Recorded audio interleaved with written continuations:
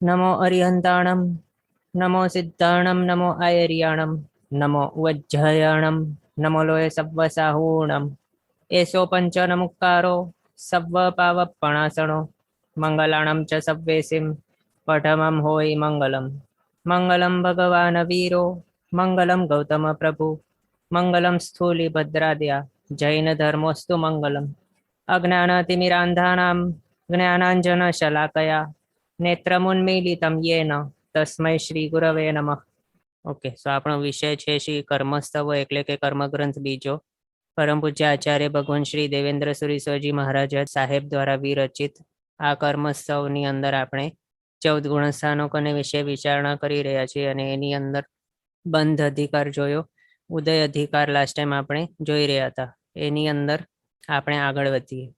Last time આપણે આ બધું જોયું, કઈ કઈ કર્મ પ્રકૃતિઓનો બંધ અને ઉદય એક સાથે અટકે, પહેલા બંધ વિચ્છેદ થાય પછી ઉદય વિચ્છેદ કોનો થાય, પહેલા ઉદય વિચ્છેદ થાય અને પછી બંધ વિચ્છેદ કોનો થાય એ પછી હવે આજે આપણે ઉદય રિલેટેડ કંઈક જ્ઞાન લેશું કે શું હોય છે, કઈ રીતે કર્મનો ઉદય વગેરે થાય છે। તો તેમાં પહેલા તો આ ફોટોની અંદર આપણે શું જોઈ શકીએ છીએ, આ છે કર્મનો નિષેક અને એ પણ કર્મોના ઘણા બધા નિષેકો હોય છે।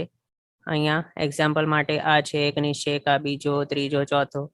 નિષેક એટલે એક સમયની અંદર કેટલા કર્મ દલિકો ઉદયમાં આવશે એક જ સાથે, તે કર્મ દલિકો એક નિષેકની અંદર આ રીતે ગોઠવેલો હોય, એટલે પર સમયે કેટલા કર્મ ઉદયમાં આવશે તે એક નિષેકની અંદર હોય છે કહેલા અથવા તો ગોઠવાયેલા। પછી નેક્સ્ટ સમયે કયા કર્મ દલિકો ઉદયમાં આવશે તે નેક્સ્ટ સમયે ગોઠવાયેલા હોય છે, એટલે નેક્સ્ટ નિષેકમાં ગોઠવાયેલા હોય છે। પછી તેના નેક્સ્ટ નિષેકમાં જે નેક્સ્ટ સમય ઉદયમાં આવશે તે બધા, એટલે આ રીતે આને કહેવાય છે નિષેકો।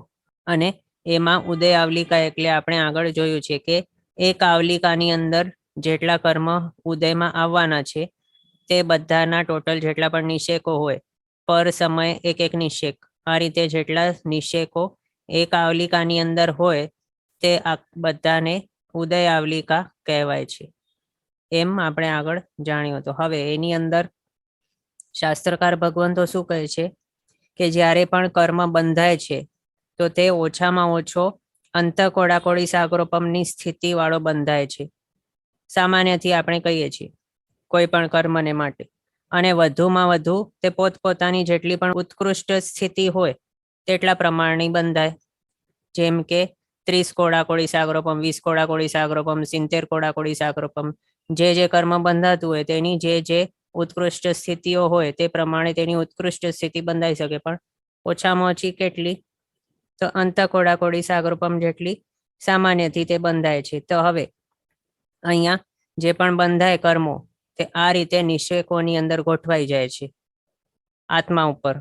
અને અહીંયા ઉદય આવલિકા આપણે જાણી તો તેમાં પણ ફર્સ્ટ સમયે અહીંયા જે નિષેક રહેલો છે પહેલા સમયે તેની અંદર જેટલા પણ કર્મ દલિકો છે ગોઠવાયેલા તે બધા તે સમયે ઉદયમાં આવશે અને પછી કોઈ પણ રીતે તે ભોગવાઈને પછી નાશ પામી જશે। નાશ પામશે એટલે આત્માથી છૂટા થઈ જશે, એવું થઈ જશે।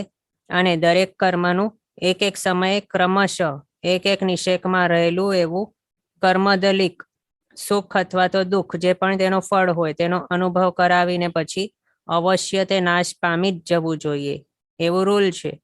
એટલે કોઈ કર્મ છે આ ફલાણા ફલાણા નિષેકોમાં ગોઠવાયેલા, તો તે એવું ક્યારે નહીં થાય કે અહીંયા વાળું જે કર્મ છે તેને સંભાળીને રાખી દીધો સાઈડમાં, તે ભલે ઉદય આવલિકાની અંદર આવી ગયો, ઉદયગત જે નિષેક છે એની અંદર આવી ગયો, તો પણ તે કર્મ જે પણ દલિક અહીંયા છે તે રહી ગયા આત્મા ઉપર, એવું નહીં થાય। તેનો ફળ તે બતાવે કે કઈ પણ કરીને કઈ રીતે તે ઉદયમાં આવશે, ભોગવાશે અને પછી નાશ થઈ જશે। નાશ એટલે કે આત્માથી છૂટો થઈ જશે, એવું અવશ્ય થવાનું હોય, એવો નિયમ જ છે। અને દરેક કર્મની નિષેક રચનાના અહીંયા જે નીચેનો ભાગ છે, અહીંયા જે આવલિકા છે, આવલિકાની પાસેનો જે આ ભાગ છે આ વાળું તેને કહેવાય નીચેનો ભાગ, અને આ છે ઉપરનો ભાગ। નિષેકની આપણે વાત કરતા હોઈએ તો આ જે નીચેનો ભાગ છે તે સ્થાને જે નિષેક ઉદય આવલિકામાં આવશે, ઉદયમાં આવતો જશે, તે તેની અંદર રહેલા જે પણ કર્મો છે તે દરેક સમયે ક્રમશઃ એક એક નિશ્ચયમાં રહેલું કર્મદલિક પોતાનું ફળ અનુભવ કરાવીને એટલે કે ઉદયમાં આવીને નાશ પામી રહ્યું છે. અને ઉદયમાં કેટલા કર્મ આવી શકે છે તે આપણે આગળ જોયું હતું, 122 કર્મ પ્રકૃતિઓ. તો હવે એ બધી જે છે 122 કર્મ પ્રકૃતિઓ, તેમાંથી કેટલીક એવી કર્મ પ્રકૃતિઓ છે કે જે ઉદયમાં પોતપોતાના સજાતીય એવી કર્મ પ્રકૃતિની ઓપોઝિટ છે, એટલે કે વિરોધી છે, પરસ્પર વિરોધી છે. એટલે કે એક સમજો કે શાતાવેદનીય ઉદયમાં છે તો તેની પરસ્પર વિરોધી છે અશાતાવેદનીય. તો કોઈક એક જ જીવને માટે શાતા અને અશાતા બંને એક જ સાથે ઉદયમાં નહીં હશે, તો આને કહેવાય પરસ્પર વિરોધી પ્રકૃતિઓ એવી. તો એ રીતે પરસ્પર વિરોધી જે પ્રકૃતિઓ હોય કર્મની, તો તે બંને એક જ સાથે પોતપોતાનો ફળ નહીં બતાવી શકે. જ્યારે શાતાવેદનીયનો ઉદય હોય ત્યારે અશાતાવેદનીયનો ઉદય નહીં હશે, એટલે ઉદય એટલે આ પોતાનું ફળ નહીં બતાવતો હશે અશાતાવેદનીય. અને જ્યારે અશાતાવેદનીયનો ફળ દેખાતું હોય કે અનુભવાતું હોય તો ત્યારે શાતાવેદનીયનો ફળ નહીં અનુભવાશે, એવું થાય છે. અને હવે અહીંયા આપણે બે રૂલ જોયા. એક તો શું છે રૂલ, ઉદય સમયે જે નિષેક આવતું જશે તે નિષેકની અંદર જે કર્મ દલિકો ગોઠવાયેલા હશે તે અવશ્ય ભોગવાઈને છૂટા થવા જોઈએ. અને બીજો આપણે તે જોયું કે પરસ્પર વિરોધી જે કર્મ પ્રકૃતિઓ છે તે બંને એક જ સાથે ભોગવાઈ નહીં શકે, એટલે બંનેનું ફળ એક જ સાથે નહીં મળી શકે. તો હવે અહીંયા આપણને ક્વેશ્ચન થશે કે સમજો કે કોઈક અહીંયા શાતા ને અશાતા જ આપણે જોઈ, તો શાતા અને અશાતાના કર્મદલિકો અહીંયા નિષેકોની અંદર ગોઠવાયેલા છે, અહીંયાથી જ ગોઠવાયેલા છે બંને. ફર્સ્ટ એકદમ ઉદય સમય છે ત્યાંથી આપણા બધાના. તો હવે એક રૂલ છે કે અહીંયા વાળા જે છે તે ભોગવાઈને નાશ થવા જોઈએ, અને બીજો છે બંને ભેગા નહીં આવે ઉદયમાં. તો પછી બંને કોન્ટ્રાડિક્ટરી નથી લાગતા બંને નિયમો? તો તે માટે શું સમાધાન છે? તો અહીંયા જ્યારે આપણે કહેતા હોઈએ કે બંને પોતાનું ફળ નથી બતાવી શકતા એક જ સાથે, તો તે જ છે આન્સર આની અંદર.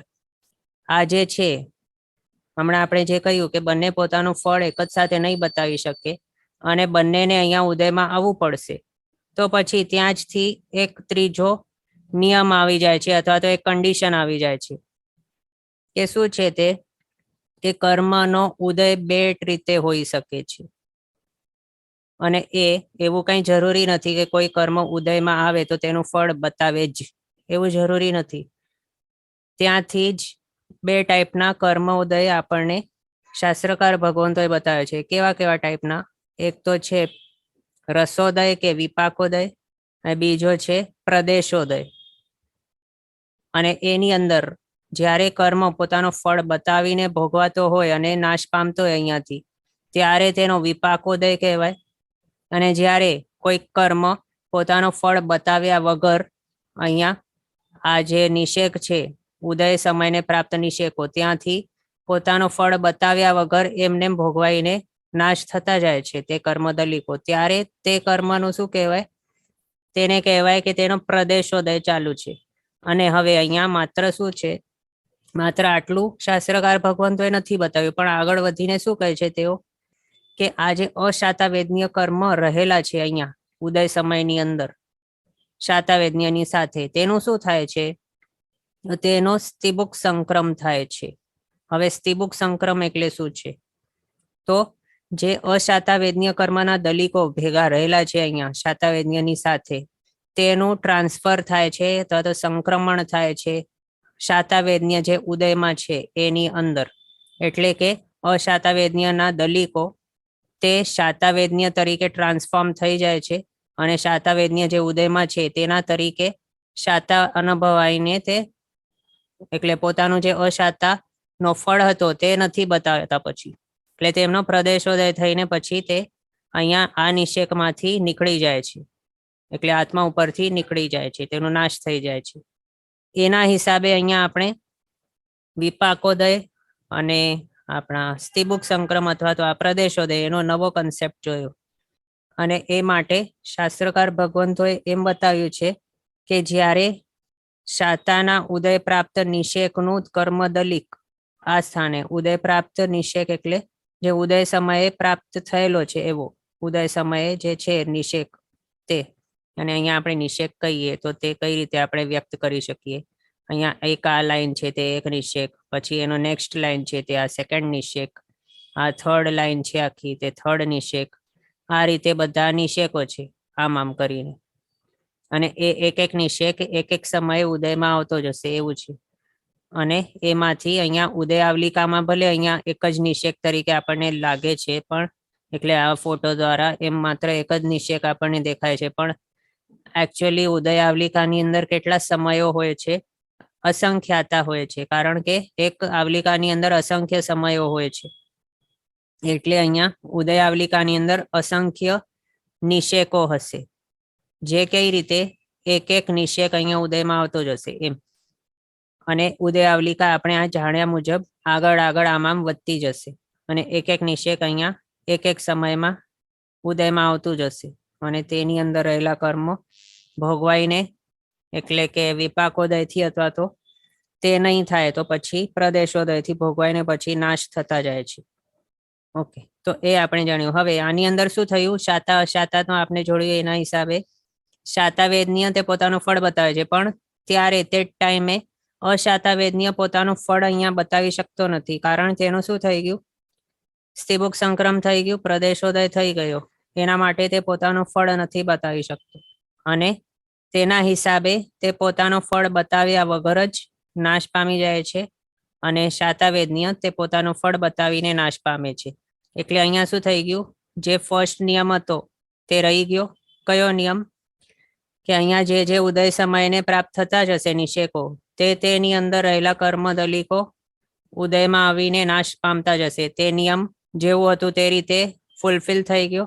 અને બીજો નિયમ તે પણ કે બે ટાઈપની પ્રકૃતિઓ કે જે આપસમાં પરસ્પર વિરોધી હોય તે બંને એક જ સાથે ફળ બતાવી નહીં શકે, એ સેકન્ડ નિયમ હતો તે પણ અહીંયા જે રીતે છે એ જ રીતે થયો. એ નિયમ પણ નથી તૂટ્યો, કારણ કે આ કન્સેપ્ટ આપણને શાસ્ત્રકાર ભગવંતે બતાવ્યું, આપણા પ્રદેશોદય અને વિપાકોદયનો કન્સેપ્ટ.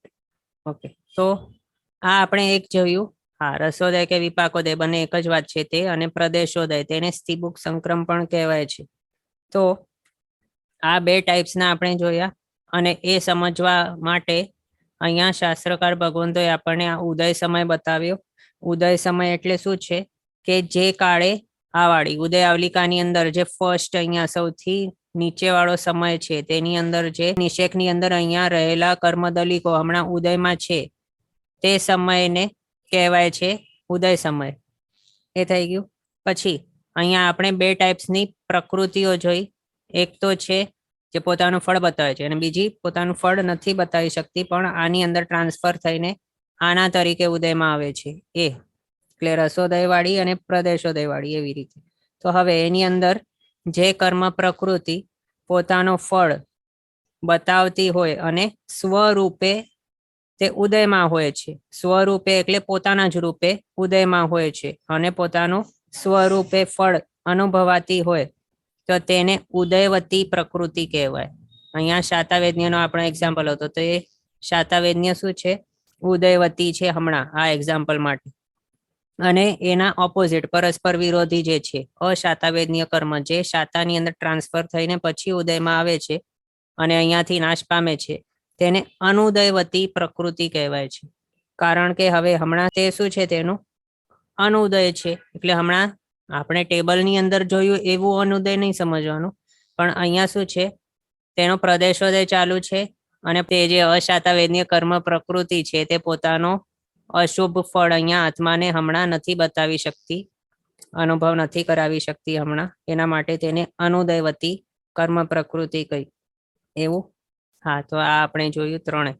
હવે શાસ્ત્રકાર ભગવંતોએ એ રીતે કહ્યું છે કે અનુદયવતી જે કર્મ પ્રકૃતિ છે તેના ઉદય સમય પ્રાપ્ત નિષેકનું સંપૂર્ણ કર્મદલિક સજાતીય એવી ઉદયવતી કર્મ પ્રકૃતિના ઉદય સમયની અંદર સંક્રમાવીને તે ઉદયવતી પ્રકૃતિ રૂપે ભોગવવું તેને કહેવાય સ્થિબુક સંક્રમ, અને તેને જ પ્રદેશોદય પણ કહેવાય છે. એટલે સિમ્પલ વર્ડ્સમાં શું છે કે પોતાના સ્વરૂપે જે પ્રકૃતિ ઉદયમાં નથી આવી રહી પણ પર રૂપે ઉદયમાં આવી રહી છે. એટલે શાતા અશાતાના એક્ઝામ્પલમાં અશાતા છે તે શાતા રૂપે જો ઉદયમાં આવતી હોય એટલે એને શું કહેવાયું? અશાતાને માટે આ શાતા વેદન્ય છે તે પર પ્રકૃતિ છે અથવા તો પર રૂપ છે. એના રીતે તે જો ઉદયમાં આવતી હોય તેની અંદર ટ્રાન્સફર થઈને તો ત્યારે આ અશાતા વેદન્યનો શું કહેવાય? તો પ્રદેશોદય કહેવાય અથવા તો સ્થિબુક સંક્રમ પણ કહેવાય છે. બંને એક જ વાત છે. આ રીતે શાસ્ત્રકાર ભગવંતોએ આપણને બતાવ્યું છે. હવે ક્વેશ્ચન છે કે બે વિરુદ્ધ કર્મમાંથી કોનો વિપાકોદય થશે? On what it depends. તો હા, રાઈટ છે. અહીંયા આપણે જ્યારે એ બધું જોયું, શાતા અશાતા બંને છે સત્તામાં, નિષેકોની અંદર બંને ગોઠવાયેલી છે, તો પછી આપણને એ ઓબ્વિયસ છે એવું ક્વેશ્ચન તો આવશે જ સ્વાભાવિક રીતે કે કોણ ડિસાઈડ કરશે કે શાતા ઉદયમાં આવશે કે અશાતા ઉદયમાં આવશે? શું આપણે ડિસાઈડ કરી શકીએ?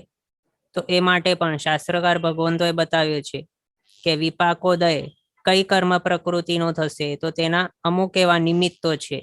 નિમિત્ત એટલે કે કારણ અથવા તો હેતુઓ.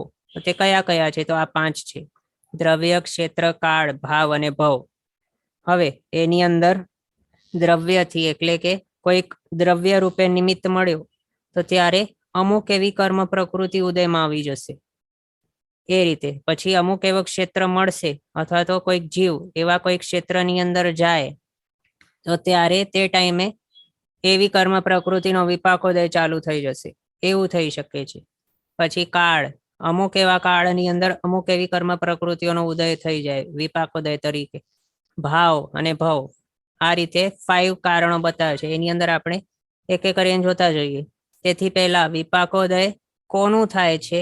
એટલે જે બે ટાઈપની પ્રકૃતિ છે પરસ્પર વિરોધી, તેનું જ્યારે નિમિત્ત મળશે ત્યારે તેનો વિપાકોદય થશે. અને જો એને નિમિત્ત નહીં મળે તો એનો વિપાકોદય નહીં થશે. એટલે પોતાનો ફળ તે નહીં બતાવશે. એવું છે. એની અંદર આપણે અમુક એવા એક્ઝામ્પલ્સથી સમજીએ.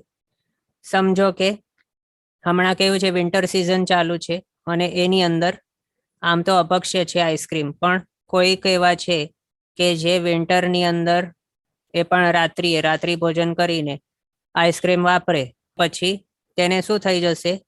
તે આઈસ્ક્રીમ રૂપી દ્રવ્યના કારણે શરદી વગેરે થઈ જાય, તાવ આવી જાય, જે પણ થાય તો એના હિસાબે શું થઈ ગયું? અશાતા વેદન્ય કર્મ એનો ઉદયમાં આવી ગયું. એવું થાય છે. એ બીજું બદામ છે કે પછી બ્રાહ્મી વગેરે એવા જે અમુક એવા દ્રવ્યો છે એના દ્વારા જ્ઞાનાવણીય કર્મ છે એનું ક્ષયોપશમ કરાતું હોય, એટલે તે હળવા થઈ શકતા હોય. એટલે આપણે એમ કહેવાય ને કે બુદ્ધિ છે તે વધી જાય, એવું થતું હોય છે. પછી મદિરાપાન કોઈક કરે તો એ મદિરા રૂપી દ્રવ્યના કારણે શું થઈ જાય છે? જ્ઞાનાવણીય કર્મ એનો ગાઢ ઉદય થઈ જાય છે પછી. એટલે કાંઈક ભાન પડતી નથી શું ચાલી રહ્યું છે, કયા સ્થાને છે વગેરે કંઈ પણ ભાન પછી નહીં રહે. એટલે દર્શનાવણીય અને જ્ઞાનાવણીયનો ગાઢો એવો ઉદય આપણે કરી નાખીએ જ્યારે કોઈક જીવ મદિરાપાન કરે. એટલે જે દ્રવ્ય છે એનો અસર થાય છે અહીંયા કર્મ ઉપર, એ આપણે જાણી શકીએ આના ઉપરથી. બીજું, શ્રીખંડ જેવા કોઈક એવા દ્રવ્ય વાપરે તો એનાથી વધારે ઊંઘ આવતી હોય, હેવી ફૂડ વાપરી લેવામાં આવે, બહુ ભારી ભોજન અથવા તો આમ કહેવાય કે ગળા સુધી ભોજન કરી દેવામાં આવે, ત્યારે પણ શું થઈ જાય છે?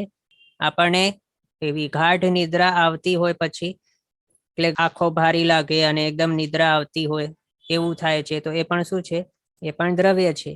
એના કારણે ઊંઘ આવતી, અને ઊંઘ તે શું છે? દર્શનાવણીય 9માંથી જ છે નિદ્રાઓ. તો એ દ્રવ્યનો પ્રભાવ કર્મના ઉદય ઉપર પડ્યું. ઉદય પણ કેવો? તો તેના વિપાકોદય પડ્યો, એનો પ્રભાવ તે આપણે જાણી શકીએ.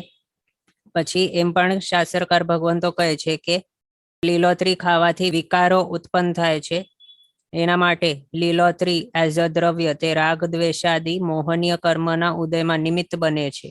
એના માટે શાસ્ત્રકાર ભગવંતોએ આપણને બતાવ્યું છે કે પર્વતિથિએ લીલોતરીનો ત્યાગ કરવાનો છે. તો દરેક જે પણ આપણા જ્ઞાની ગુરુ ભગવંતો, શાસ્ત્રકાર ભગવંતો, અર્યંત ભગવંતોએ જે પણ આપણને કહ્યું છે આ કરો અને આ નહીં કરો, તો તે બધા પાછળ કોઈ ના કોઈ એવો રીઝન તો હોય જ છે. એમને એમ કોઈ આપણને કહીને નથી ગયા. ઓકે, તો આ આપણે જોયું કે દ્રવ્ય છે એનો અસર વિપાકોદય પર થાય છે. એના માટે તેને નિમિત્ત કહ્યું છે પહેલો. પછી સેકન્ડ નિમિત્ત છે ક્ષેત્ર. તો ક્ષેત્ર પણ કેવો, તો શ્રવણની આપણે લોકકથાની અંદર ઘણી વખત સાંભળ્યો છે. શ્રવણ કુમાર જે હતા, કાવડની અંદર માતા પિતાને બેસાડીને જઈ રહ્યા હતા અને કુરુક્ષેત્રની ભૂમિ પર પહોંચ્યા તો ત્યારે તેમના ભાવો બગડી ગયા. તો એ શું હતું? ક્ષેત્ર પ્રભાવ હતો, જેના કારણે તેમના ભાવો ખરાબ થઈ ગયા, બગડી ગયા અને તે જેમ તેમ બોલવા લાગ્યા માતા પિતાની સામે.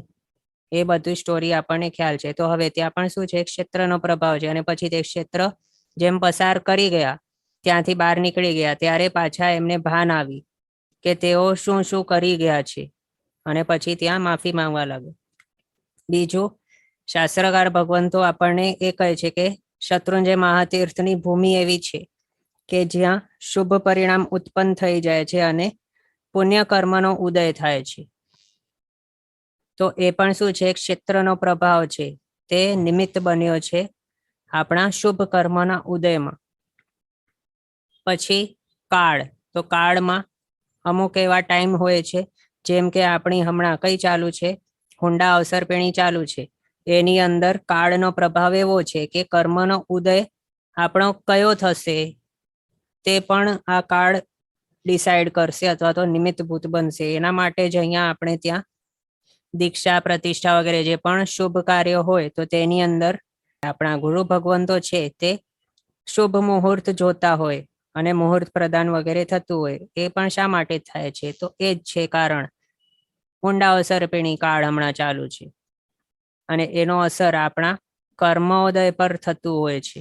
એના માટે એમ કરતા હોય છે. પછી અમુક અમુક એવા ઋતુઓ છે, એની અંદર આપણને શાતાની અનુભૂતિ થાય. અમુક ઋતુઓની અંદર અશાતાનો ઉદય થઈ જાય આપણો. એટલે એના હિસાબે કાળ તે શું થાય છે? વિપાકોદયનો નિમિત્ત તરીકે એક્ટ કરે છે. તે આપણે જાણ્યું. પછી ભાવ. તો આગળ જે પણ અહીંયા આપણે જોયા દ્રવ્ય, ક્ષેત્ર અને કાળ, તે કરતા પણ કર્મના વિપાકોદયની અંદર પ્રબળ એવો હેતુ અથવા તો નિમિત્ત તે ભાવ બની શકે છે અને બને છે. કારણ શું છે? કારણ કે શુભ અને અશુભ ભાવો પોતાના કર્મોદયમાં અને બીજાના કર્મોદયમાં પણ નિમિત્ત બની શકે છે. એક્ઝામ્પલ, જેમ કે તીર્થંકર ભગવંતો કોઈક ઠેકાણે વિચરણ કરતા હોય તો ત્યારે આપણે એમના 34 અતિશયો સાંભળ્યા છે. એની અંદરથી મૂળ જે અતિશયો છે તેમાં પણ અપયાપગમાં અતિશય વગેરે છે કે જેના દ્વારા તેઓનો ત્યાં હાજરી હોય તેના કારણે જ શું થઈ જાય છે? આસપાસના વિસ્તારની અંદર રોગ, મરકી વગેરે કાંઈ થતું નથી 6 મહિના સુધી. તો હવે એ પણ શું બન્યું? તીર્થંકર ભગવાનની હાજરી એ અહીંયા આસપાસવાળા જે પણ છે એમના અશાતા વેદન્યના ઉદયને અટકાવી દીધો. અટકાવ્યો એટલે અશાતા જે ઉદયમાં આવવાનું હતું તેને શાતાની અંદર ટ્રાન્સફર કરી નાખ્યું. એવું એટલે અહીંયા ભાવ એક્ટ કર્યો તેઓનું. પછી એ જ રીતે કોઈક ઘર છે કે કોઈક બિઝનેસ હોય, એની અંદર બિઝનેસમાં કોઈક પાર્ટનર હોય, એના પુણ્યના કારણે બીજા જે હોય પાર્ટનર એને ફાયદો થતો હોય, પ્રોફિટ થતો હોય. પછી ઘરમાં પણ એવા કોઈક હોય પુણ્યશાળી આત્મા, જેના કારણે બીજા જે હોય તેમને પણ સુખનો અનુભૂતિ થતી હોય. સુખની અનુભૂતિ પણ ક્યારે થાય? પુણ્ય કર્મનો ઉદય થાય ત્યારે જ થાય, એમને એમ નહીં થાય. તો એનો મિનિંગ શું થયો? કે આસપાસવાળા જે છે આપણા સાથે રહેવા વાળા, તેમના ભાવો છે એમનું અસર પણ આપણા કર્મોદય પર પડે છે એમ. અને તીર્થંકર ભગવાનનું મહાન પુણ્યોદય પણ કેવું છે? જ્યારે તેમના પંચકલ્યાણક વગેરે થાય તો ત્યારે તેમનો જન્મ થાય ત્યારે 7 નારકો છે જ્યાં માત્ર ને માત્ર દુઃખ જ ભોગવવાનું હોય છે નારકી જીવોને, ત્યાં પણ અજવાળા થાય છે. ક્ષણ માટે તેમને પણ સુખની અનુભૂતિ થાય છે. એટલે તેમનું તીર્થંકર ભગવંતોનું પ્રબળ પુણ્યોદય કેવું હશે તે વિચારવા લાયક છે. જેના કારણે કેટલા બધા જીવોના પુણ્ય કર્મનો ઉદય થઈ જાય છે ત્યારે એમના કારણે, તીર્થંકર ભગવંતના કારણે. ઓકે, એ થયું આપણો ભાવથી. એટલે ભાવ એઝ અ નિમિત્ત કારણ બનતું હોય વિપાકોદયમાં તે. પછી ભવ. તો આ આગળવાળા જે પણ આપણે જોયા એ બધા જ કરતા પણ આ એઝ અ પ્રબળ નિમિત્ત એક્ટ કરે છે વિપાકોદય માટે. ક્વેશ્ચન છે કે we are there during Tirthankar times is also due to પુણ્ય. તો હા, રાઈટ છું. આપણો જો પુણ્યોદય હોય તો પછી આપણને તીર્થંકર ભગવંતનો સાક્ષાત સંપર્ક થઈ શકે, સત્સંગ થઈ શકે આપણો એમની સાથે, જો આપણો પુણ્યદય હોય તો. પણ આપણે કેવા છીએ, આપણો પાપોદય હમણાં ચાલુ છે, એ માટે આપણને એવા ટાઈપના ક્ષેત્રની અંદર જન્મ મળ્યો છે. એ પણ કુંડા અવસર પેઢીની અંદર, એવા ભરત ક્ષેત્રની અંદર જ્યાં 5મો આરો ચાલુ છે, ત્યાં આપણે આવી ગયા છીએ આપણા પોતાના પાપના કારણે, અથવા તો પુણ્ય ઓછું હતું આપણું, એના માટે આવા ટાઈમે, આવા ઠેકાણે આપણો જન્મ થઈ ગયો છે. તીર્થંકર ભગવંતોનો સાક્ષાત સંપર્ક કે સત્સંગ આપણો નથી થઈ શક્યો આ ભાવની અંદર. ઓકે, ક્વેશ્ચન છે, ઇઝ ધીસ ઉદીર્ણા? તો નહીં, આને ઉદીર્ણા નહીં કહેવાય, આને શું કહેવાય? વિપાકોદય કહેવાય. એટલે આ બધા શું છે, નિમિત્તો છે. તો એ ફલાણું ફલાણું જ્યારે નિમિત્ત મળે તો ત્યારે એ કર્મનો વિપાકોદય થયો એમ કહેવાય. અને હમણાં ઉદીર્ણા આપણે આગળ જોઈશું, એની અંદર શું છે, હમણાં ક્વેશ્ચન આવે છે, તો તે આપણે થોડું જોઈએ. ઉદીર્ણાનો મિનિંગ શું થાય છે કે અહીંયા આગળવાળી જે સ્થિતિ છે, અહીંયા ઉપરવાળી, ત્યાંથી કર્મદલિકો લઈને અહીંયા આગળ ઉદય આવલિકાની અંદર ગોઠવી નાખ્યા, એને ઉદીર્ણા કહેવાય છે. પણ હમણાં આપણે જે જોઈ રહ્યા છે વિપાકોદયના નિમિત્ત, તેની અંદર શું થાય છે, તો અહીંયા જે છે ને કર્મદલિકો, તેનો જ ઉદય થઈ રહ્યો છે. અને એમાં પણ પરસ્પર વિરોધી, એટલે કેવા, તો શાતાવેદન્ય તો છે. અહીંયા યલોમાં બતાવું છું, તે શાતાવેદન્ય સમજો, આ વાળા કર્મદલિકો, અને બીજા આ ગ્રીન છે તે અશાતાવેદન્ય સમજો. એટલે શું છે, અહીંયા બંને અહીંયા જ ગોઠવાયેલા તો પડેલા છે આ જ ઠેકાણે, પણ અહીંયા ઉપરથી અહીંયા નીચે નથી લઈ આવવાતું. જો ઉપરથી લઈ આવે કોઈ કર્મદલિક તો તેને ઉદીર્ણા કહેવાય. આ કેવા છે, બંને અહીંયા જ છે. શાતાવેદન્ય પણ છે ઉદય સમયમાં, અશાતાવેદન્ય પણ છે ઉદય સમયમાં, અને બંને એક જ સાથે ઉદયમાં નહીં આવી શકે. તો હવે કોણ ડિસાઈડ કરશે કયો ઉદયમાં આવશે? તો તે વિપાકોદયના નિમિત્તો તે ડિસાઈડ કરશે. એટલે આપણે પોતાના આત્માને કેવા નિમિત્તો આપીએ છીએ તે ડિસાઈડ કરશે કે આપણને શાતાની અનુભૂતિ થશે હમણાં કે અશાતાની, એવું શોર્ટમાં. હા, તો આપણે ભાવ જોઈ રહ્યા હતા. તો ભાવ પણ શું છે, આ ચાર જે છે એ બધા કરતા મોટો કારણ બને છે ભાવ વિપાકોદયના માટે. એમાં પણ શું થાય છે, એક્ઝામ્પલ, કોઈક જીવ છે તે દેવભાવની અંદર ગયો, તો દેવભાવમાં શું છે, સ્વાભાવિક રીતે ત્યાં શાતાવેદન્યનો ઉદય હોય, પછી ફર્સ્ટ સંસ્થાનનો ઉદય હોય, ત્યાં તે ભાવના કારણે જ શું થઈ જાય છે, શુભ શુભ જે પુણ્ય પ્રકૃતિઓ છે તેનો ઉદય થઈ જાય છે. અને કોઈક આત્મા દેવગતિમાં નહીં પણ નરકમાં ગયો, તો પછી ત્યાં તે ભાવના કારણે તેના આત્મા ઉપર સત્તાની અંદર જે પડેલી હોય અશુભ કર્મ પ્રકૃતિઓ, તે બધાનો ઉદય થઈ જાય છે ચાલુ. એટલે તેનો વિપાકોદય શરૂ થઈ જાય છે. એ હવે શું થયું, અહીંયા આપણે આગળ જોયું દ્રવ્ય ક્ષેત્ર, કાળ અને ભાવ, એની અંદર માત્ર એક બે એવા હતા કર્મો, એક્ઝામ્પલ માટે આપણે જોયું. પણ અહીંયા ભાવમાં શું થાય છે, આખો શુભ પ્રકૃતિનો ગ્રુપ છે તેનો ઉદય થઈ જાય છે જ્યારે દેવભાવ જેવું મળે ત્યારે. અને નરકમાં જાય ત્યારે આખો એ ગ્રુપ જે છે અશુભ કર્મ પ્રકૃતિનો, તેનો ભેગો ઉદયમાં થઈ જાય છે. અને પણ ક્યાર સુધી રહે, તો જ્યાર સુધી તેનો તે દેવભાવ હોય ત્યાર સુધી, અથવા તો નરક ભાવ તેનું હોય ત્યાર સુધી એવા જે કર્મો છે એનો ઉદય ચાલુ ને ચાલુ રહે પછી વિપાકોદય તરીકે.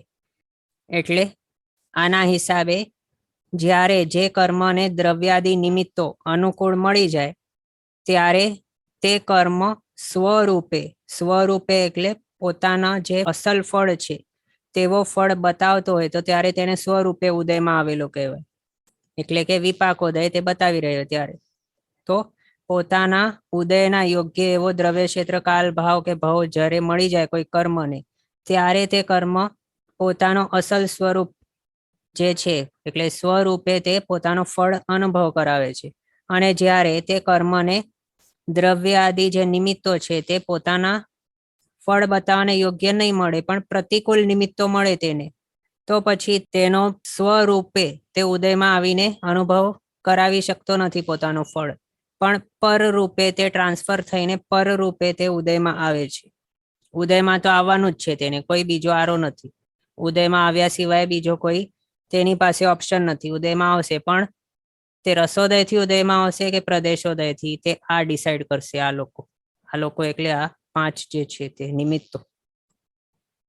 એમ હવે એની અંદર અહીંયા જે આપણે આ જોયા વિપાકોદયના નિમિત્તો, તો તે નિમિત્તો બધા જ કર્મોને માટે પણ એક્ટ નથી કરી શકતા, પણ અમુક એવા કર્મો છે કે જે કેવા છે કમ્પલસરી ઉદયમાં હશે, જેના ઉદયને બીજા કોઈની અંદર આપણે ટ્રાન્સફર નહીં કરી શકીએ એવા. તો એને શું કહેવાય છે?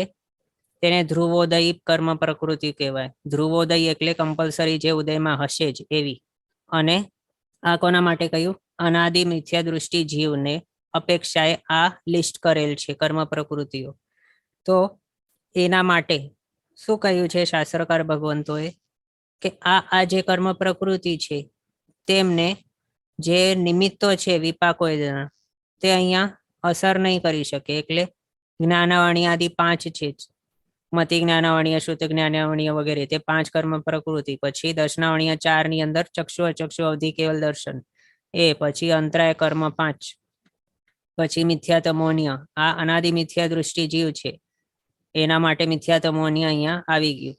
પછી આ નામ કર્મની અંદર નિર્માણ, અગુરુ, લઘુ, સ્થિર, અસ્થિર, શુભ, અશુભ, તૈજસ શરીર, કાર્મણ શરીર અને વર્ણાદિ 4.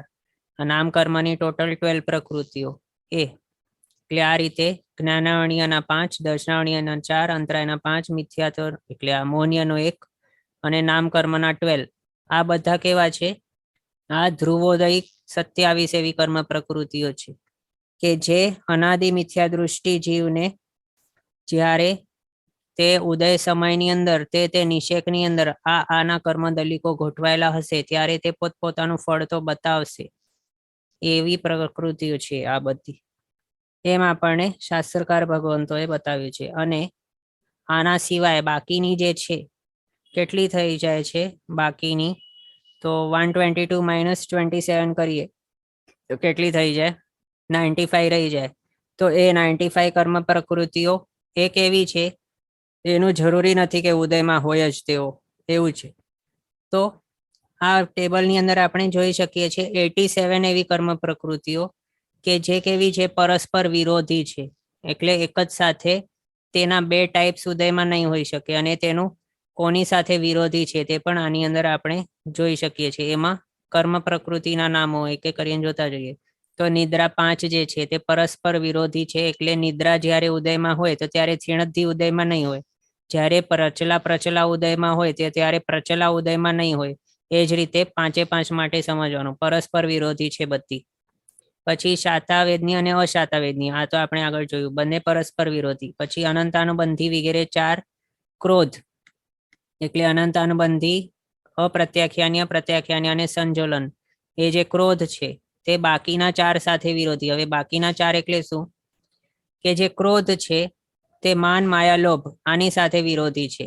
એટલે સમજો કે જ્યારે અનંતાનુબંધી વગેરે ક્રોધ એનો ઉદય હોય તો ત્યારે શાસ્ત્રકાર ભગવંતોએ શું કહ્યું છે કે કોઈક અનાદિ મિથ્યા દૃષ્ટિ જીવ છે અથવા તો મિથ્યાત્વી જીવ છે, તો તેને જ્યારે આપણે કહીએ કે એનો અનંતાનુબંધી ક્રોધ ઉદયમાં છે, તો એના હિસાબે આપણને શું સમજવાનું કે એના વિશે અનંતાનુબંધી ક્રોધ ઉદયમાં છે, પ્લસ અપ્રત્યાખ્યાન્ય ક્રોધ પણ ઉદયમાં છે, પ્લસ પ્રત્યાખ્યાન્ય ક્રોધ પણ ઉદયમાં છે, પ્લસ સંજોલન ક્રોધ પણ ઉદયમાં છે.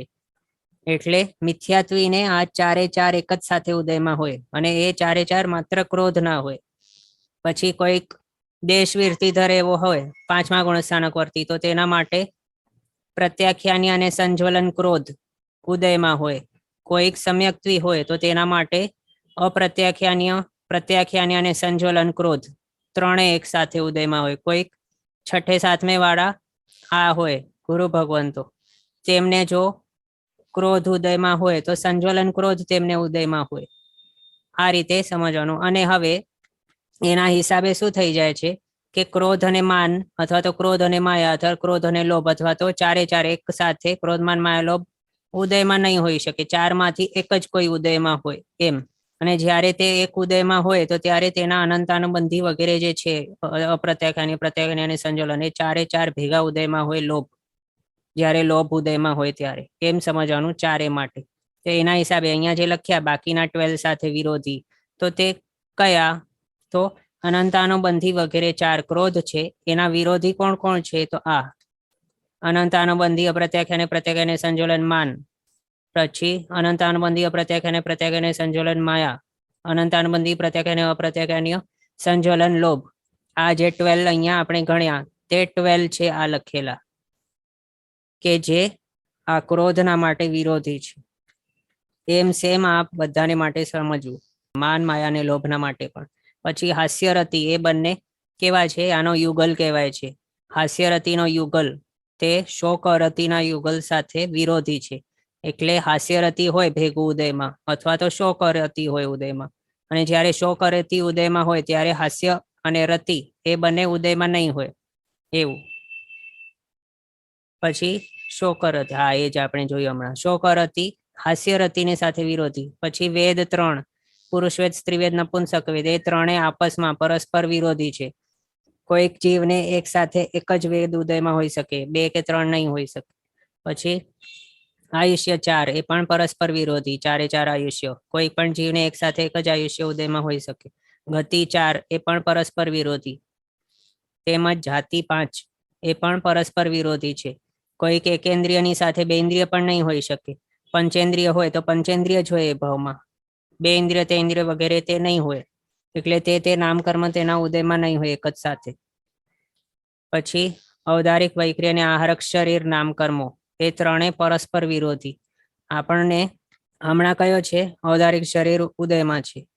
તો કોઈ જીવને એક જ સાથે પરસ્પર વિરોધી આ છે, એના હિસાબે આ ત્રણેય એવા શરીરો છે નામ કર્મો પરસ્પર વિરોધી. પછી એ જ રીતે તેના અંગોપાંગો 3, ઔદારિક, વૈક્રી અને આહારક અંગોપાંગ પરસ્પર વિરોધી. પછી સંસ્થાન 6, પરસ્પર વિરોધી. 6 સંગ્રહણ પરસ્પર વિરોધી. વિહાયો ગતિ 2, શુભ અશુભ, એ પણ પરસ્પર વિરોધી. અનુપૂર્વી 4, એક જ સાથે ઉદયમાં નહીં હોય, કોઈ પણ એક જ ઉદયમાં હોય એટલે પરસ્પર વિરોધી.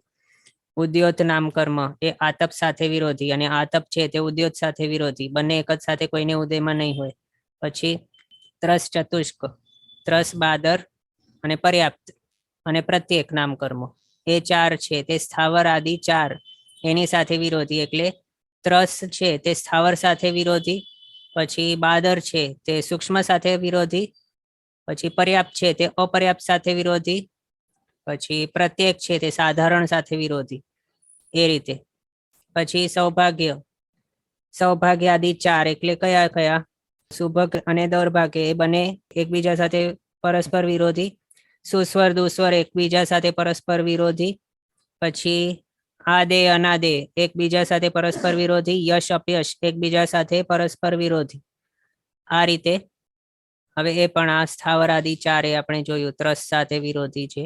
દૌર્ભાગ્ય 4 છે ચતુષ્ક, તે સૌભાગ્ય આદિ 4 સાથે વિરોધી પરસ્પર. પછી ગોત્ર કર્મ, નીચ અને ઉચ્ચ, એ પણ બંને પરસ્પર વિરોધી છે. કોઈ પણ જીવને એક સાથે ઉચ્ચ ગોત્ર અને નીચ ગોત્ર બંને એક જ સાથે ઉદયમાં નહીં હોય.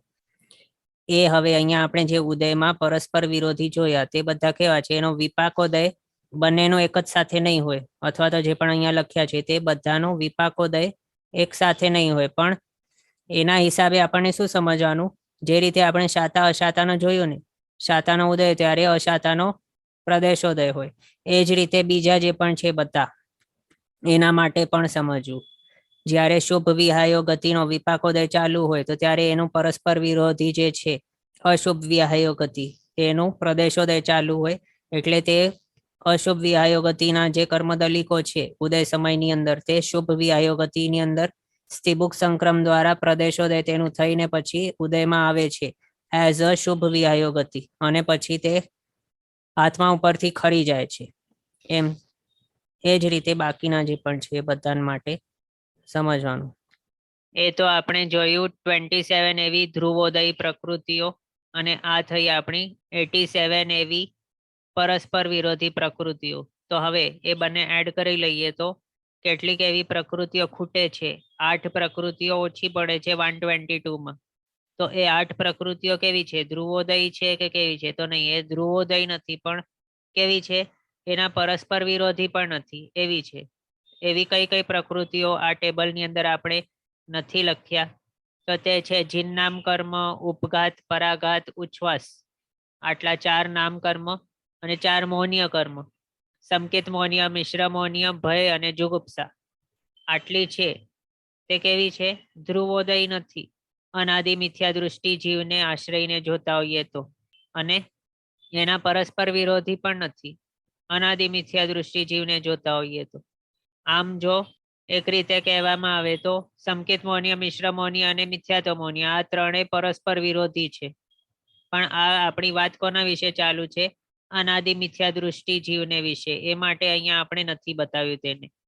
હવે સ્તિબુક સંક્રમ અથવા તો પ્રદેશોદય તે કઈ રીતે થાય છે તે આપણે આની અંદર થોડું જોઈને સમજીએ.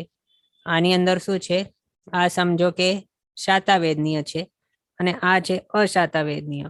અને અહીંયા આના જે દલિકો હતા અશાતાના ગોઠવાયેલા આ નિષેકની અંદર, તે જ્યારે ઉદય સમયને પ્રાપ્ત થયો તે નિષેક, તો ત્યારે તે કર્મ દલિકોનો સ્તિબુક સંક્રમ થઈ ગયો અને તે શાતાવેદનીયની અંદર અહીંયા કન્વર્ટ થઈ ગયા. તે દલિકો આ બાજુ આ રીતે આવી ગયા, આ બાજુ આવી ગયા. એટલે આપણે આમ જ સમજવા માટે કહીએ છીએ એવું. પણ તેનું જે સ્વરૂપ હતો તે ચેન્જ થઈ ગયો અને તેના સજાતીય એવી કર્મ પ્રકૃતિ એટલે શાતાવેદનીયની અંદર તેનો સ્તિબુક સંક્રમ થઈ ગયો અને પ્રદેશોદયથી તેઓ અહીંયા ઉદયમાં આવીને પછી ક્ષય થઈ ગયા એવું. એટલે આવું ક્યારે થતું નથી. જે રીતે અંતરકરણ આપણે જોયું હતું, અંતરકરણ કોનું કર્યું હતું? આત્માએ. ક્યારે કર્યું હતું? તો ઉપશમ સંકેત પામતી વખતે અંતરકરણ કરાય છે. મિથ્યાત્વ મૌન્ય કર્મના દલિકોને આ સ્થાનથી લઈને આ બાજુ અને પેલી બાજુ મુકાતું હોય અને આ સ્થાનને રિક્ત કરાતું હોય તો તે માત્ર મિથ્યાત્વ મૌન્ય કર્મનું આવું થઈ શકે છે, પણ બીજા જે છે એનું આવું નહીં થાય. એટલે અહીંયા જે કર્મ દલિકો છે અશાતાના, તેને સ્ટોકમાં જ રાખી મૂક્યા અથવા તો પેલી બાજુ નાખી દીધા, આવી રીતે નહીં થાય. પણ શું થાય છે? અહીંયા જે ઉદયમાં આવતા હોય તેને આ સ્થાને એટલે આ રીતે તેનો પ્રદેશોદય કરીને સ્ત્રીબુક સંક્રમથી તેને ભોગવી નાખવામાં આવે છે. આ રીતે શાસ્ત્રકાર ભગવંતોએ આપણને બતાવ્યું છે. હવે ભવનો આપણે જોયું કે તે પ્રબળ નિમિત્ત છે બાકીના 4 નિમિત્તો કરતા પણ કર્મના વિપાકોદયને માટે. તો તેના માટે એક એક્ઝામ્પલ અહીંયા આપણે જોઈએ.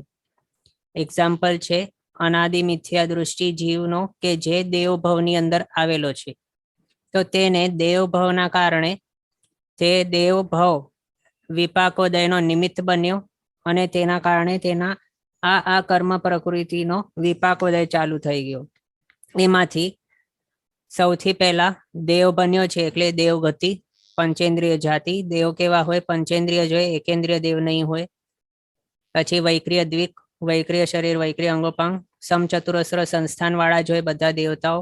શુભ વિહાયો ગતિનો જ ઉદય હોય તેમનું, અશુભ વિહાયો ગતિ નહીં હોય તેમની.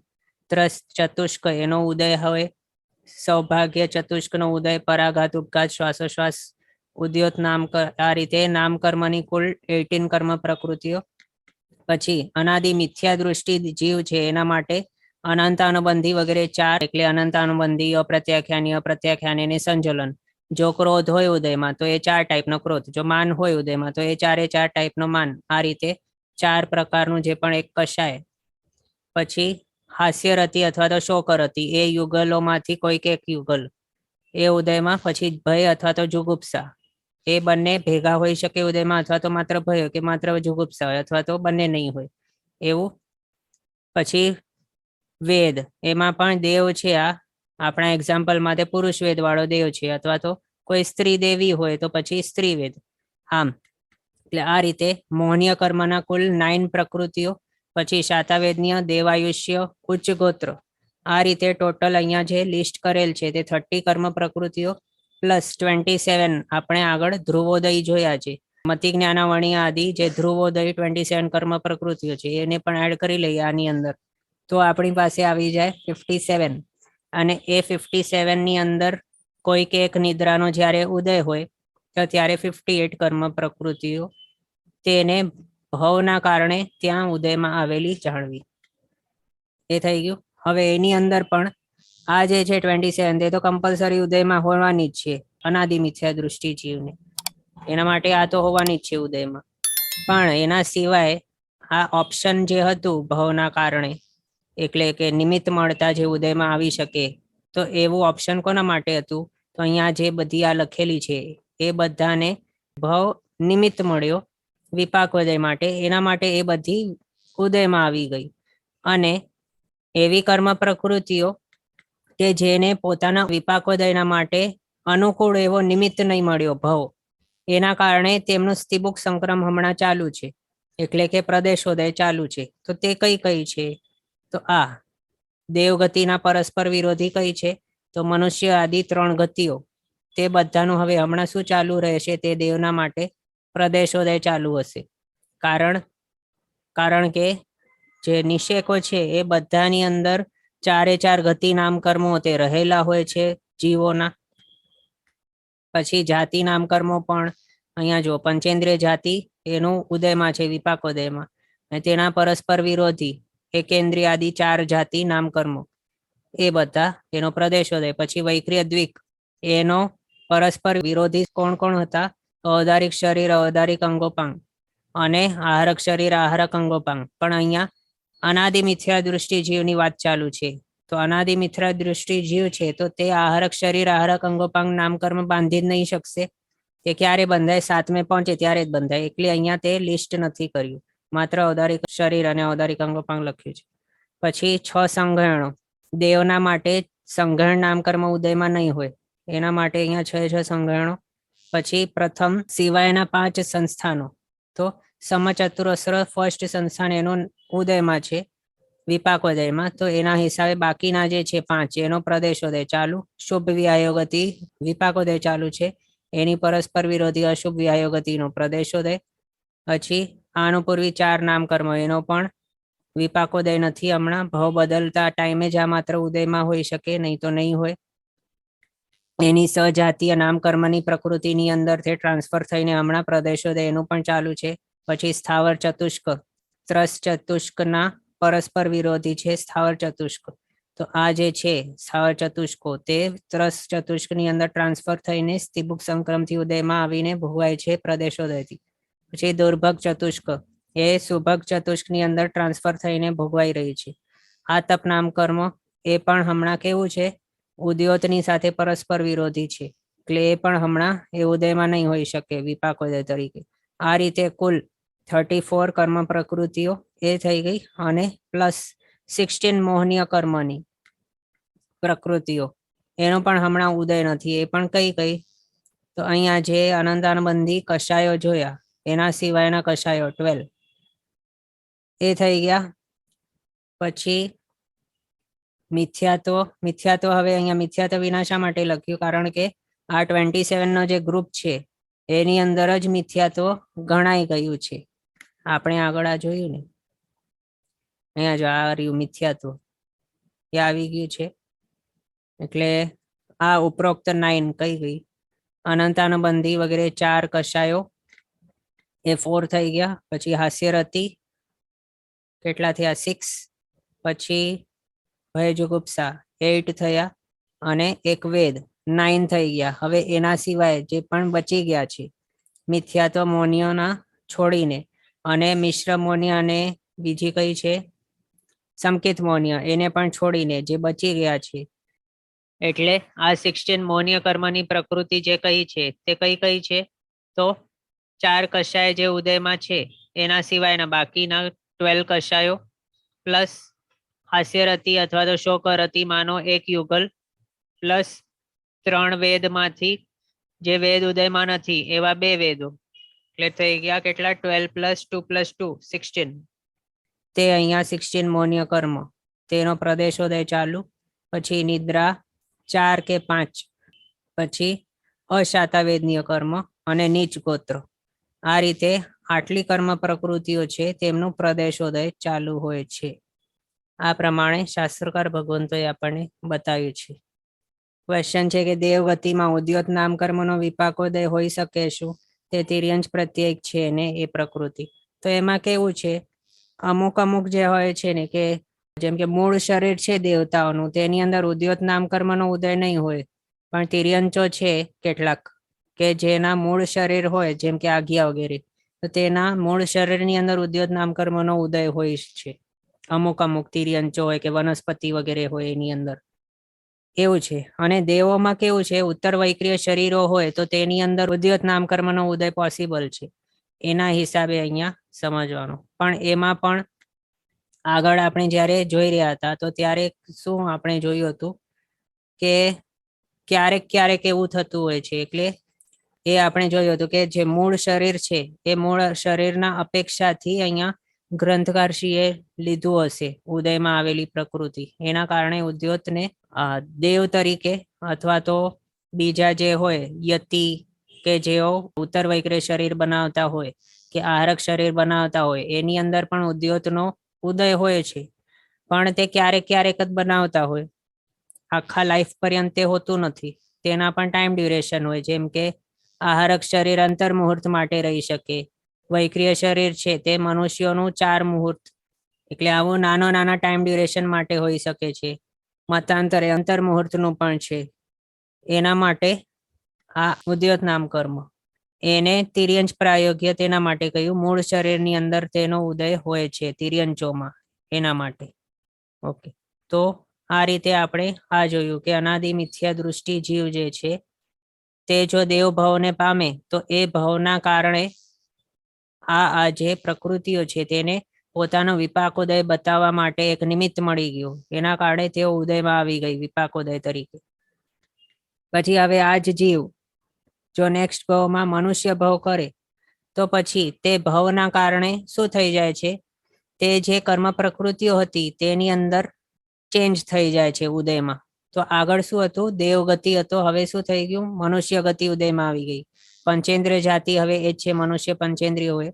ઔદારિક દ્વિકનો ઉદય આવી ગયો અને વૈક્રિય દ્વિક એનો પ્રદેશોદય ચાલુ થઈ ગયું. છેવટું સંસ્થાન અહીંયા સમજો આ છેવઠા વાળું હોય કોઈ મનુષ્ય, તો તેના માટે પહેલા દેવગતિમાં પહેલો સંસ્થાન હતું, હવે અહીંયા શું થઈ ગયું, ચેન્જ થઈ ગયું છેવઠાનું અંદર. પછી હુંડક સંગ્રહણ, આગળના તો હુંડક અથવા તો કોઈ પણ સંગ્રહણ હતું જ નહીં ઉદયમાં, હમણાં હવે હુંડક સંગ્રહણ સમજો અહીંયા એક્ઝામ્પલ માટે. આમ તો 6 સંગ્રહણો પોસિબલ છે મનુષ્ય ભાવમાં. પછી શુભ કે અશુભ વિહાય ગતિ એ બંનેમાંથી કોઈક એક હોઈ શકે. પછી તરસ ચતુષ્ક, કારણ કે કેવો છે, મનુષ્ય હોય તો ત્રસ હોય, બાદર હોય, પ્રત્યેક હોય, અને પર્યાપ્તો અહીંયા એક્ઝામ્પલ માટે છે આપણો, પર્યાપ્ત એવો મનુષ્ય બન્યો છે.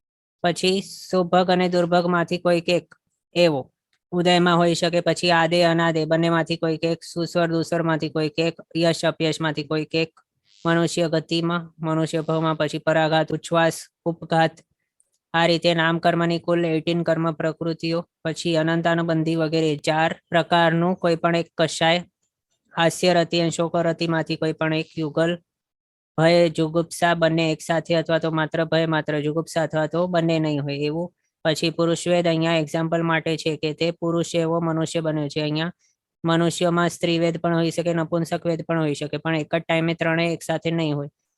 એ રીતે મૌન્ય કર્મની કુલ 9 પ્રકૃતિ, અને શાતા અશાતામાં બંનેમાંથી કોઈક એક વેદનીય કર્મ. પછી મનુષ્ય આયુષ્ય. પછી ઉચ્ચ ગોત્ર, એ જો મનુષ્ય એવા ભાવની અંદર આવ્યો હોય કે ઉચ્ચ ગોત્રનો ઉદય હોય તો તેના માટે ઉચ્ચ ગોત્ર. એ રીતે કુલ 30 કર્મ પ્રકૃતિઓ અહીંયા એને પોતાના ઉદય યોગ્ય એવો સારો નિમિત્ત મળી ગયો છે. તો એ વિપાકોદય એમનું સ્ટાર્ટ થઈ જશે. અને 27 જે મતિ જ્ઞાનાવણી આદિ ધ્રુવોદય છે આગળની, તેનો પણ ઉદય હોય છે. અનાદિ મિથ્યા દૃષ્ટિ જોઈ રહ્યા છે એના માટે આ મિથ્યાત્વ સહિત 27. તો એ ટોટલ 57 કર્મ પ્રકૃતિઓ, એનો મનુષ્ય ભાવની અંદર વિપાકોદય ચાલુ થઈ ગયો. અને નિદ્રાનો જો ઉદય હોય તો 58, અને ઉદય નહીં હોય નિદ્રાનો તો 57.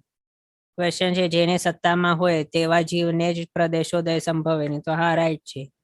જે પણ જીવને, જે પણ સમજો કે કોઈક સત્તામાં હશે કર્મ, તો પછી તેનો પ્રદેશોદય થઈ શકે તે કર્મનો. જો સત્તામાં જ નહીં હોય તો પછી શું થશે, તેનો પ્રદેશોદય પણ આપણે નહીં કહી શકીએ. અને પ્રદેશોદય કોનું થઈ શકે, અહીંયા આપણે આગળ આ જોયું ને કે અહીંયા જે ઉદય આવલિકાની અંદર એમાં પણ જે ઉદય સમય છે તે ઉદય સમયને પ્રાપ્ત એવા નિષેકની અંદર જો તે કર્મ છે તેનો કર્મ દલિકો અહીંયા જો ગોઠવાયેલા હોય, અને ત્યારે તે ગોઠવેલા હોય તો તે ટાઈમે તેમના વિપાકોદયને માટે જો નિમિત્ત નહીં મળ્યો તો તેઓ આ રીતે સ્થિબુક સંક્રમ થઈને પ્રદેશોદયની અંદર આવી જશે. અને જો તેમને નિમિત્ત મળ્યો પોતાના ઉદયનો, વિપાકોદયનો, તો પછી તે સ્વરૂપે ઉદયમાં આવશે, પોતાનું ફળ બતાવશે. પણ હવે તે જો અહીંયા આ ઉદય સમયની અંદર રહેલા નિષેકમાં હશે જ નહીં તે કર્મદલિકો, તો તેનો વિપાકોદય પણ નહીં થાય અને પ્રદેશોદય પણ નહીં થાય. જેમ કે જીન નામ કર્મ, જીન નામ કર્મ કેવો છે? જે સમ્યક્ત્વી હોય એ પણ બધા સમ્યક્ત્વી નહીં બાંધે એવો છે.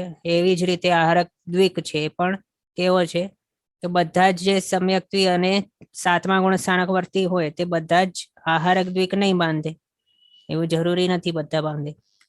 તો જો તે કર્મ અહીંયા હશે જ નહીં ઉદય સમયની અંદર, નિષેકની અંદર ગોઠવાયેલો, તો તેનો વિપાકોદય પણ નહીં થશે અને પ્રદેશોદય પણ નહીં થશે. આ રીતે આપણને સમજવાનું. ઓકે, પછી ક્વેશ્ચન છે, ઇફ ઇન અ ભવ of નરક even shata karma will be converted in ashata if both વિરુદ્ધ કર્મ comes in ઉદય together. તો હા, અહીંયા કેવું છે, શાતાવેદનીય કર્મ અને અશાતાવેદનીય કર્મ એ બંને સત્તાની અંદર હોવાના છે આત્માને. અને જ્યારે તે નરકમાં ગયો તો ત્યારે તેનો કેવી હોય છે, ત્યાં ક્ષેત્ર પણ એવું હોય છે ભયાનક, કે જ્યાં વેદના ચાલુ ને ચાલુ જ હોય છે. 10 ટાઈપની વેદનાઓ હરેક નારકોને માટે કમ્પલસરી ત્યાં ચાલુ જ હોય છે. ક્ષેત્રકૃત વેદનાઓ જેવી છે, ખણજ, પછી જ્વર ને એવી અક્ષુધા, એવી ત્યાં વેદનાઓ હોય છે તેમને. તો તેઓ જો નારકી ભાવને પામે તો તેમનું જે શાતાવેદનીય કર્મ રહેલું હોય અહીંયા સત્તામાં, તો તે ટ્રાન્સફર થઈ જાય અશાતામાં, અને અશાતા તરીકે તેનો ઉદય ચાલુ થઈ જાય છે. કારણ કે તે બંને કેવી છે, શાતા અશાતા, આપસમાં પરસ્પર વિરોધી છે એના માટે. ઓકે, આજનો સમય આપણો અહીંયા થયો છે. આગળના પદાર્થો આપણે નેક્સ્ટ ક્લાસમાં જોશું અવસરે. જીનાજ્ઞા વિરુદ્ધ કંઈ પણ બોલાય તો મિચ્છામિ દુક્કડમ. સર્વમંગલ માંગલ્યમ સર્વકલ્યાણ કારણમ પ્રધાનમ સર્વધર્માણામ જૈનમ જયતિ શાસનમ. પ્રણામ. બધા શાતામાં રહેજો, જીનાજ્ઞા પૂર્વકનું જીવન જીવજો, સર્વવીરતી તરફ આગળ વધજો.